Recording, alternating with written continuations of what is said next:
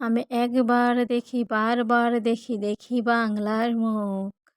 আজকে আমি চলে আসলাম একটা নতুন ব্লগ ভিডিও নিয়ে। আজকের ব্লগ ভিডিওতে আমি দেখাবো আমার ননদের আবাদি জমিতে তিনি কি, কি চাষাবাদ করেছেন।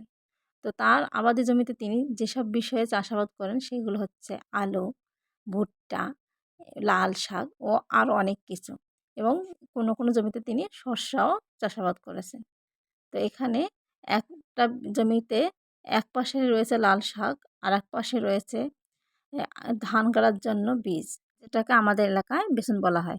আর এই বেসনগুলো জমিতে লাগালে ধান গাছ হয় এবং সেখান থেকে ধান হয়। তো লাল শাকগুলো মূলত লাগিয়েছে বাড়িতে খাওয়ার জন্য, বিক্রি করার জন্য না। এই কারণে খুবই অল্প পরিমাণে লাল শাক এখানে লাগানো হয়েছে। এবং আমরা পরের জমিতে কি লাগানো হয়েছে সেটা দেখতে যাচ্ছি। তো পাশের জমিতে সরিষা লাগিয়েছিল। তো সরিষার ফুল অনেক ধরেছিল, ফুলগুলো ঝরে পড়ে এখন সরিষা খেতে হচ্ছে, বীজ দেখা দিচ্ছে। এগুলো বীজ কিছুদিন পরে যখন হলুদ হয়ে আসবে তখনই এই বীজটা তোলার জন্য উপযুক্ত হবে। আর তখনই এই বীজ থেকে এ সরিষা সংরক্ষণ করা যাবে। তো অনেক বড় একটা জমিতে সরিষা লাগিয়েছে। তো কিছু, কিছু গাছে আবার ফুলও রয়েছে।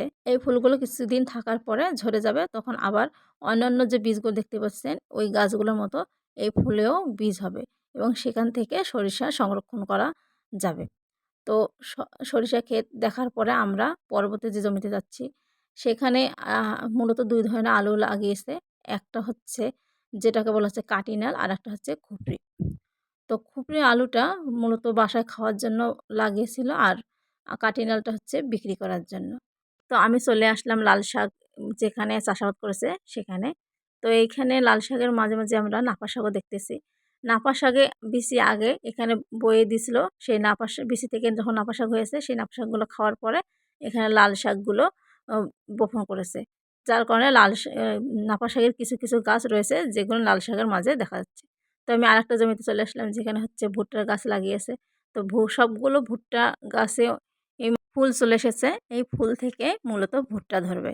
তো এখানে ২ ধরনের ভুট্টা লাগানো হয়েছে। একটা গাছে একটা করে ভুট্টা ধরবে আর একটা গাছে ২ টা করে ভুট্টা ধরবে। তো এখানে বেড়া দেওয়া ছিল। বেড়াগুলো কে জানি ভেঙে ফেলছে। মানুষ না হলে হচ্ছে গরু ছাগল হয়তো এদিক ঢুকছিল। ঢোকার পরে কিছু, কিছু ভুট্টার গাছ আছে ভেঙে ফেলছে। তো আমরা আমাদের জমি দেখার পরে আমি চলে আসলাম আমার ননদের ছাদ বাগানে।